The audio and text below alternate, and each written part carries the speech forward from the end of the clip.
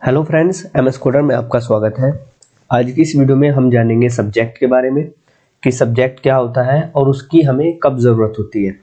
जो सब्जेक्ट होता है ये भी एक तरह का ऑब्जर्वेबल ही होता है और RxJS जो लाइब्रेरी होती है उसी का ये कंपोनेंट है। तो पहले हम ये समझते हैं कि हमें इसकी ज़रूरत कब होती है। देखिए, जब हमारे पास मल्टीपल कंपोनेंट्स होते हैं और सभी कंपोनेंट में हमें सेम डेटा को ट्रांसफ़र करना होता है, तब हम क्या करते हैं कि सब्जेक्ट का यूज़ करते हैं।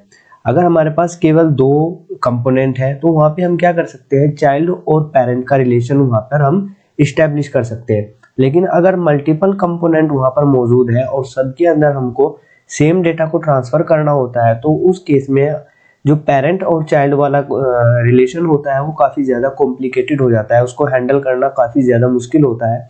तो उस केस में हम क्या करते हैं कि सब्जेक्ट को यूज़ करते हैं। सब्जेक्ट का काम क्या होता है कि जो मल्टीपल कंपोनेंट होते हैं उनके बीच में ये डेटा को ट्रांसफ़र करने का काम करता है। जैसे यहाँ पर हमने 3 कंपोनेंट बनाए हुए हैं, डेमो 1, डेमो 2 और डेमो 3 के बेस में। अब हम ये चाहते हैं कि अगर मैं डेमो 1 के अंदर कुछ भी टाइप करूँ और टाइप करने के बाद मैं क्लिक बटन के ऊपर प्रेस करूँ तो जो भी हमने टाइप किया हुआ है वो यहाँ पर आके डिस्प्ले होना चाहिए और जितने भी यहाँ पर अदर कंपोनेंट है सब में वो रिफ्लेक्ट होना चाहिए। तो यहाँ पर हम क्या यूज़ करेंगे, सब्जेक्ट को यूज़ करेंगे। तो देखिए, सबसे पहले हम अपने एडिटर में आते हैं और जो सर्विस है, आप एक सर्विस फाइल बना लीजिएगा, वहाँ पे हम इसको यूज़ करेंगे। तो इसको यूज़ करने का तरीका बहुत ही ईजी होता है। हम एक वेरिएबल बना लेते हैं, जैसे मैं बना लेता हूँ यहाँ पर डेटा सब्जेक्ट, और इसके अंदर मैं इनिशियलाइज कर दूंगा सब्जेक्ट का इंस्टेंस यानी कि ऑब्जेक्ट सब्जेक्ट, और इसका टाइप हम एनी रख लेते हैं। अब हमें क्या करना है कि एक डेटा सब्जेक्ट, ये सब्जेक्ट का जो ऑब्जेक्ट है हमने डेटा सब्जेक्ट के अंदर स्टोर करके रख लिया। जो सब्जेक्ट होता है ये भी एक ऑब्जर्वेबल की ही तरह काम करता है, तो इसको हमें क्या करना पड़ेगा, सब्सक्राइब करना पड़ेगा। तो सबसे पहले मैं डेमो 1 की जो फाइल है यहाँ पर आता हूँ और अभी आप देख सकते हो कि यहाँ पर जो एमएस कोडर आपको दिखाई दे रहा है ये स्टैटिकली हर कंपोनेंट के अंदर हमने क्या किया हुआ है, इसको डिस्प्ले किया हुआ है। तो इसको हम ऑब्जर्वेबल के थ्रू यानी कि सब्जेक्ट के थ्रू यहाँ पर हम करेंगे। तो कंस्ट्रक्टर के अंदर आते हैं यहाँ पर और यहाँ पर मैं टाइप करता हूँ जो सर्विस है, दिस डॉट सर्विस डॉट, इसके अंदर जो डेटा सब्जेक्ट है इसको हम यहाँ पर कॉल करा लेंगे और इसको यहाँ से हमें क्या करना होगा, सब्सक्राइब करना होगा। तो यहाँ पर हम सब्सक्राइब करेंगे और यहाँ पर हम एक वेरिएबल ले लेंगे कोई भी और यहाँ पर हम एरो फंक्शन को कॉल करा देंगे। अब जब हम इसको सब्सक्राइब करेंगे तो यहाँ पे जो दूसरे कंपोनेंट से डेटा आएगा, जैसे सपोज कीजिए कि ये कंपोनेंट डेमो 1 है, अगर डेमो 2 के पास से हम कोई डेटा को भेज रहे हैं तो वो कहाँ पर आएगा, यहाँ पर आएगा डेटा के अंदर। तो इस डेटा को मैं इस आइटम नेम के अंदर यहाँ पर स्टोर करा लेता हूँ। तो दिस डॉट आइटम नेम और यहाँ पर मैं टाइप कर देता हूँ डेटा। आई होप कि यहाँ तक आपको समझ में आ गया होगा। अब ये सारा काम हमें क्या करना है, ये जो कंस्ट्रक्टर के अंदर हमने काम किया हुआ है इसको कॉपी करना है और हर कंपोनेंट के अंदर हम इसको क्या कर देंगे, पेस्ट कर देंगे। तो सबसे पहले आपको अपनी जो सर्विस क्लास है, सर्विस की जो फाइल बनाई हुई है आपने, उसको यहाँ पर आपको इंजेक्ट करना है कंस्ट्रक्टर के अंदर। तो हम 1 बाय 1 सभी फाइल्स के अंदर इसको क्या करते हैं, पेस्ट कर देते हैं।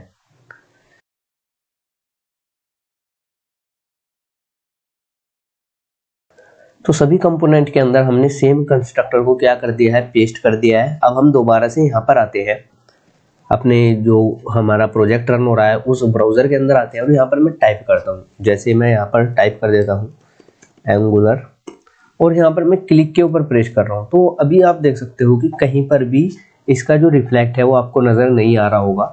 तो अब हम समझते हैं कि ऐसा क्यों हो रहा है। देखिए, जब हम क्या करते हैं, पेरेंट और चाइल्ड का जो रिलेशन होता है उसमें जब हम एक कंपोनेंट से डेटा को दूसरे कंपोनेंट के अंदर भेजते हैं तो वहाँ पर हमें क्या करना होता है, डेटा को एमिट करना होता है। तो ठीक उसी तरह से जब हम सब्जेक्ट को यूज़ करते हैं तो कंपोनेंट के अंदर से दूसरे कंपोनेंट्स के अंदर डेटा को ट्रांसफ़र करने के लिए हमें क्या करना होता है, नेक्स्ट करना होता है। तो इसको कैसे नेक्स्ट करते हैं, देखिए उसको समझिए।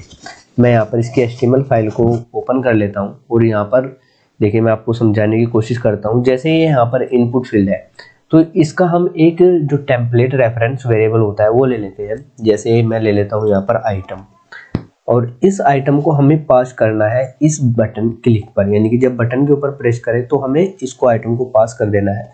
तो यहाँ पर क्लिक इवेंट पे हम लेंगे और यहाँ पर मैं टाइप करूँगा सेंड डेटा, एक मेथड बना लेते हैं और यहाँ पर मैं टाइप कर देता हूँ आइटम और इसी को कॉपी कर लेते हैं हम यहाँ से, और जो इसकी TS फाइल है वहाँ पर हम आते हैं और यहाँ पर मैं इसको पेस्ट कर देता हूँ और यहाँ पर टाइप कर देता हूँ आइटम और इसका टाइप हम रख लेते हैं एनी,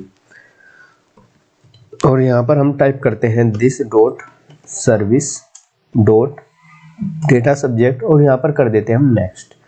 और इस नेक्स्ट के अंदर हम टाइप करेंगे आइटम जो कि वहाँ से आ रहा है हमारे जो HTML की फाइल है वहाँ से, और यहाँ पर टाइप कर देंगे हम वैल्यू। अब यहाँ पर देखिए क्या होगा कि जैसे ही यूज़र ने इनपुट फील्ड के अंदर कोई भी वैल्यू एंटर की और क्लिक बटन पे प्रेस किया तो उस क्लिक बटन ने क्या किया, इस मेथड को कॉल किया और वो वैल्यू आइटम के अंदर आ जाएगी।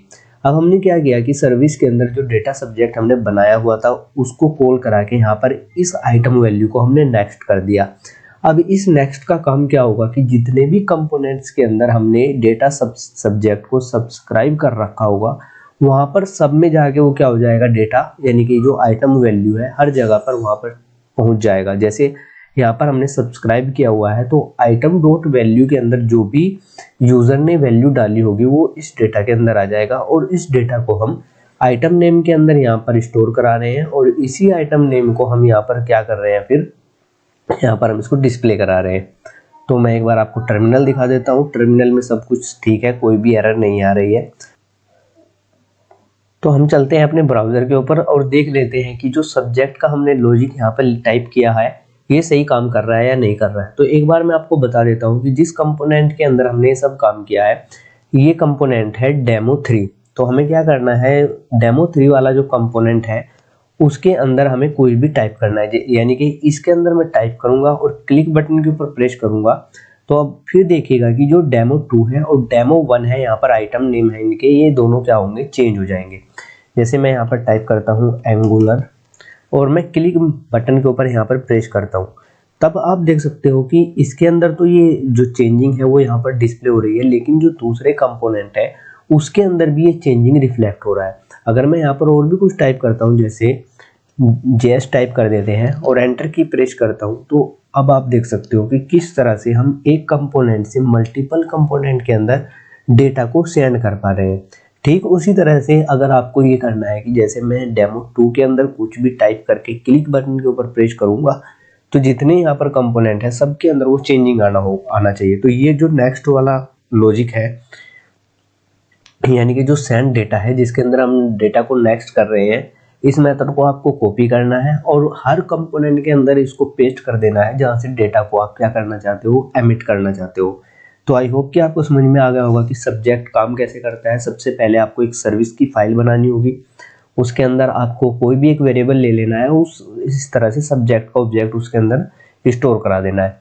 फिर आपको क्या करना है, जिस कंपोनेंट के अंदर आपको डेटा को चाहिए, यानी कि आपके पास जितने भी कंपोनेंट है जहाँ पर आपको सेम डेटा चाहिए तो उस सब्जेक्ट को आपको क्या करना होगा, सब्सक्राइब कर देना होगा, और जहाँ से आपको डेटा को सेंड करना है वहाँ से आपको नेक्स्ट करना होगा। यानी कि डेटा को गेट करने के लिए आपको सब्सक्राइब करना है और डेटा को सेंड करने के लिए आपको नेक्स्ट करना है। तो आई होप कि आपको समझ में आ गया होगा कि सब्जेक्ट काम कैसे करता है। आज की इस वीडियो में सिर्फ इतना ही रखते हैं। अगर फिर भी आपके माइंड में कोई भी डाउट हो इस वीडियो से रिगार्डिंग तो प्लीज़ कमेंट बॉक्स में ज़रूर कमेंट कीजिएगा, और अगर अभी तक आपने इस चैनल को सब्सक्राइब नहीं किया है तो इस चैनल को ज़रूर सब्सक्राइब कर लीजिएगा। Thanks for watching.